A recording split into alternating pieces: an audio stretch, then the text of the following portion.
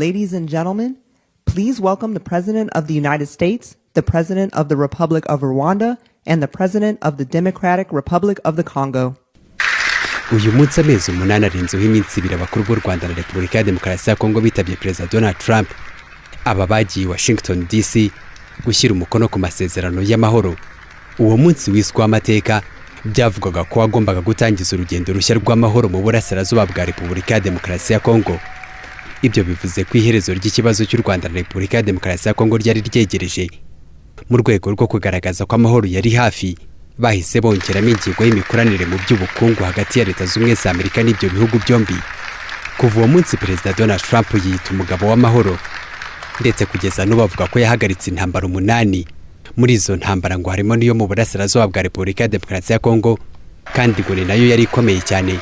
Ko bwa Perezida Donald Trump kugeza kuri uyu munsi ngo amahoro arahinda hagati y'u Rwanda na Repubulika ya Demokarasi ya Kongo. Icyasigaje ngo nukumenya igihe ayo mahoro azamara. Ibi yabivuze kwa gatanu w'icyumweru gishize ubwo yarayoboye inama y'abagize guverinoma ye. Nahagaritse intambara 8. Iriya natekerezaga ko yagombaga kurangira vuba. Nahagaritse intambara zari zikomeye cyane. Hari yari imaze imyaka 30. Ni iya Kongo n'u Rwanda. Yari intambara ikomeye cyane. Ubu hari amahoro nubwo ntazi niba azamara igihe kinini. Nubwo uyu mukuru w'igihugu avuga ibyo, umunyamabanga wa Leta z'Ubumwe za Amerika ushinzwe ububanyi amahanga akaba n'umujyanama mukuru wa Perezida Donald Trump mu by'umutekano bwana Marco Antonio Rubio wese ko abibona. Uyu mukuru wa diplomasi ya Leta z'Ubumwe za Amerika mu kwezi kwa gatandatu k'uyu mwaka wa 2026 yabwiye abagize inteko ishinga amategeko y'icyo gihugu ko amasezerano y'aba atarazana amahoro muri aka karere, kandi kuva icyo gihe ntarabivuguruza. U Rwanda na Repubulika ya Demokarasi ya Kongo basinye amasezerano y'amahoro, ariko ntabwo arashyirwa mu bikorwa neza. Twafatiye u Rwanda ibihano, none tubona ko hari ibyo batangiye gushyira mu bikorwa. Biragenda nubwo bitihuta. Twiteze ko mu kwezi gutaha ingabo z'u Rwanda zizasubira inyuma, ariko hari n'ikibazo cya M23 tugomba kwigaho. Usibye umukuru wa diplomasi ya Amerika, intumwa idasanzwe ya Perezida Donald Trump ku mugabane wa Afurika akaba ari nawe yashinze iki kibazo cy'u Rwanda na Repubulika ya Demokarasi ya Kongo, bwana Masad Boulos avuga ko na Repubulika ya Demokarasi ya Kongo itarashyira mu bikorwa umwanzuro wo guhashya FDLR, gusa ngo biteguye gushyira igitutu kuri buri gihugu kugira ngo aya masezerano y'amahoro ashyirwe mu bikorwa. Uyu nawe yabivugiye imbere y'abagize akanama gashinzwe umutekano mu muryango w'abibumbye mu kwezi kwa gatandatu k'uyu mwaka, kandi kuva icyo gihe nawe ntabwo arabivuguruza. The parties continue to fall short on their obligations. Impande zombi zikomeje kugenda bigura intege mu kubahiriza ibyo basabwa. Repubulika ya Demokarasi ya Kongo ntabwo irahashya umutwe wa FDLR byibuze mu bice bayobora. U Rwanda narwo ntabwo rurasubiza inyuma ingabo zarwo nk'uko rwabyiyemeje, ndetse no guhagarika gufasha M23. Dutegereje ko impande zombi zibyubahiriza nta mananiza cyangwa kudutinza. Leta zunze ubumwe za Amerika ziteguye guhana umuntu wese ubangamira gahunda yo kugera ku mahoro mu burasirazuba bwa Repubulika ya Demokarasi ya Kongo. Nubwo abo bavuga ko bashishikajwe no kubyaza umusaruro aya masezerano y'amahoro, Perezida Paul Kagame aherutse kuvuga ko nyuma yo kuyashyiraho umukono baje kuvumbura ko aya masezerano yaragamije inyungu z'abanyamerika. Kubw'ibyo umukuru w'igihugu aremeza ko yiteguye gushikama kuri gahunda yo kurinda umutekano w'iki gihugu. Ibi yabivugiye mu nama nkuru y'umuryango wa FPR Inkotanyi, iyo yabaye mu kwezi kwa 7 2026. Initially I thought the initiative they had brought up of saying, they want to resolve the problem of first of all, the political problem, internally, then the security problem that concerns. Ubwa mbere natekereje ko ubushake bazanye bwo gukemura ikibazo ari bwiza. Baje bavuga ko bagiye kubanza gukemura ikibazo cy'imiyoborere y'imbere mu gihugu, icy'umutekano kinareba u Rwanda n'akarere. Hagakurikiraho imikoranire mu bukungu hagati ya Leta zunze ubumwe za Amerika, Repubulika ya Demokarasi ya Kongo, u Rwanda n'akarere. Numvaga ari ibintu byiza. ariko ntabwo twigeze tumenya ko bigamije ikindi kintu. Ibyo byatewe nuko nyuma abaje bavuga ko badakeneye M23 na FDLR kugira ngo babone uko bigira mu birombe by'amabuye y'agaciro. FDLR and finish M23, this time it has become finishing M23, not FDLR. FDLR because they are working with the same people and working with the government of Congo.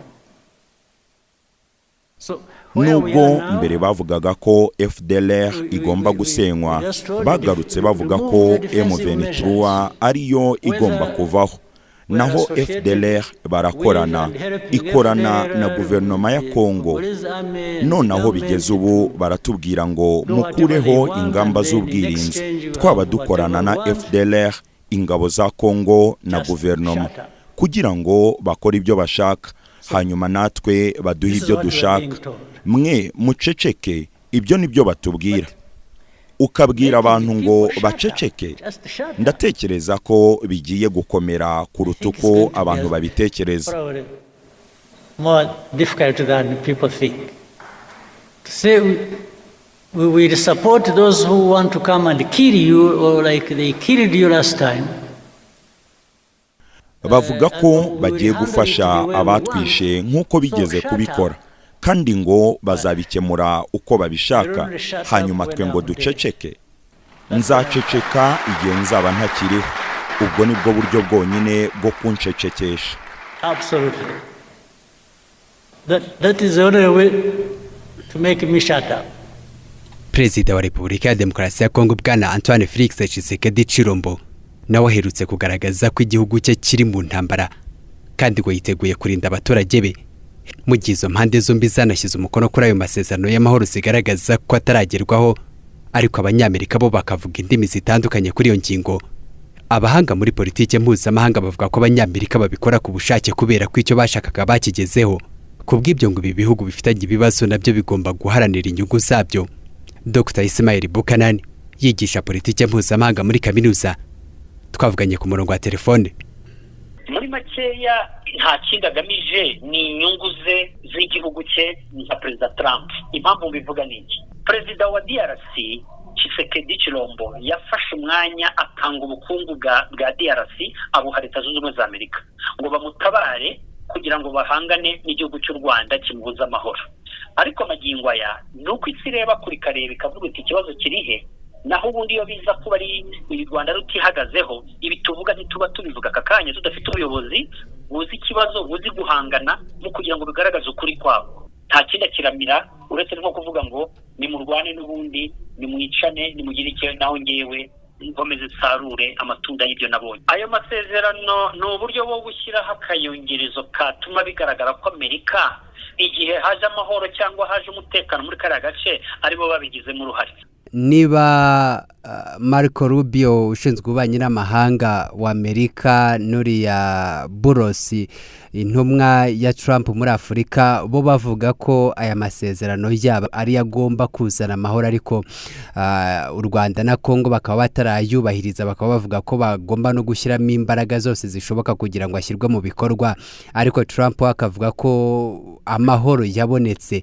Ninde wigiza nkana hagati y'izo mpande zombi? Urakoze cyane. Aya mahoro ntayahari, uyavuga azajye muri Kongo cyangwa agaragaza ibimenyetso bigira iki ko ayo mahoro yaje.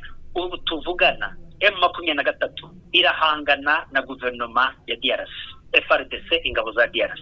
Ndagira ngo mvugire niko politiki kirimo ntabwo bavuguruzanya bazi ibyo bavuga. 120% ndemeranya n'umukuru w'igihugu, ndemeranya n'ubuyobozi bw'u Rwanda ko intangiriro ya Washington amasezerano bari bagiye gusinya na amasezerano abonaga ko Leta Zunze Ubumwe za Amerika zifite ubushake, zifite n'ubushobozi mu kubafasha. Ubu rero amasezerano ya Washington ni amagambo, ni impapuro ibiri kubera ku kuri tere cyangwa se ku butaka bwa Kongo ni agahomamunwa gatandukanye n'ibiri mu masezerano. Dr. none nimba uvuga ko Amerika ishobora kuba yarageze ku cyo yashakaga ariko icyo kikaba gitandukanye n'icyo u Rwanda na Kongo bo bari bategereje, ubwiherezo ni irihe? Baraguma muri izo nyungu za Amerika cyangwa nabo bashobora gukoresha ubundi buryo bagera kuri ayo mahoro bo bifuza?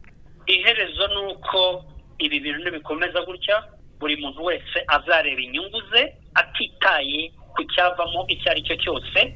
Kugeza uyu munsi u Rwanda rwo ruvuga ko rushyira mu bikorwa ingingo zose ziri muri aya masezerano bashyizeho umukono. Ku ruhande rwa Repubulika ya Demokarasi ya Kongo nayo iherutse kuvuga ko yamaze kumvikana na FDLR ko igomba gushyira intwaro hasi kandi ikareka ibikorwa byose bigamije guhungabanya umutekano w'u Rwanda. Gusa aya masezerano u Rwanda rwo rwavuze ko adahura n'ingingo ziri mu masezerano y'i Washington. Icyakora abahuza bo ntacyo barabivugaho. Ubu hategerejwe igihe guverinoma ya Trump izahuza imvugo kuri iki kibazo. Iyo mvugo igomba kujyana n'ibiri kubera muri Kongo. Ibyo bikanajyana n'uburyo bwo kugenzura iyubahirizwa ry'amasezerano y'amahoro basinye Washington DC ku itariki 12/12/2025.